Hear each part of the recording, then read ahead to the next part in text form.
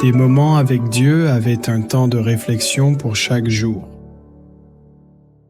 12 août. La guerre dans le ciel. Et il y eut guerre dans le ciel. Michel et ses anges combattirent contre le dragon. Et le dragon. Et ses anges combattirent, mais ils ne furent pas les plus forts, et leur place ne fut plus trouvée dans le ciel. Apocalypse 12, 7 et 8.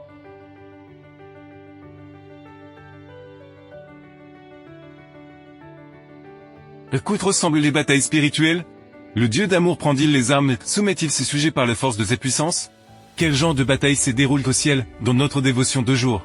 Nous allons aborder ce sujet. Lucifer s'était finalement rebellé contre l'autorité de Dieu et avait juré de jamais céder.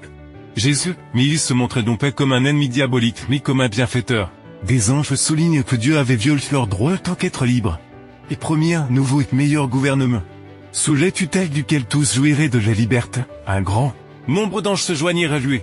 Et ceux qui s'y refusèrent furent taxés d'indifférence. Intérêt du ciel, chaque mensonge avait pour but de donner une mauvaise image du gouvernement de Dieu, de se montrer comme celui qui devait résoudre le problème. Mais quel problème? Selon lui, ses disciples qu'ils devaient connaître tous les plans de Dieu, être dans ces réunions, et ils n'avaient pas à se soumettre au Christ, car ils n'avaient pas besoin de chef.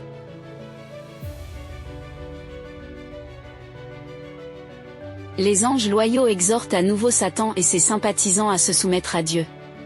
Ils leur présentent le résultat inévitable de leur refus. Celui qui les avait créés pouvait réduire leur pouvoir et punir sévèrement leur audace rebelle. Aucun ange ne pouvait s'opposer avec succès à la loi de Dieu, aussi sacrée que Dieu lui-même. Ils l'exhortèrent, lui et ses partisans, à rechercher sans tarder la présence de Dieu et à confesser l'erreur consistant à mettre en doute la sagesse et l'autorité divine. C'était un combat spirituel pour lequel il s'efforçait de convaincre ceux qui étaient dans l'erreur. Et Satan avait de nouveaux mensonges pour empêcher ceux qui l'avaient suivi de revenir en arrière. Il leur a finalement dit qu'il était allé trop loin pour revenir en arrière, qu'ils connaissaient le loi de Dieu mieux qu'eux, que Dieu ne leur pardonnerait pas, qu'ils n'avaient plus qu'à aller de l'avant pour renverser le gouvernement de Dieu. Il est toujours pris sur lui de montrer un Dieu inflexible, sévère, mauvais, qui n'y a pas de cœur pardonné. Le combat se poursuivit finalement. Tous les anges décidèrent de leur côté.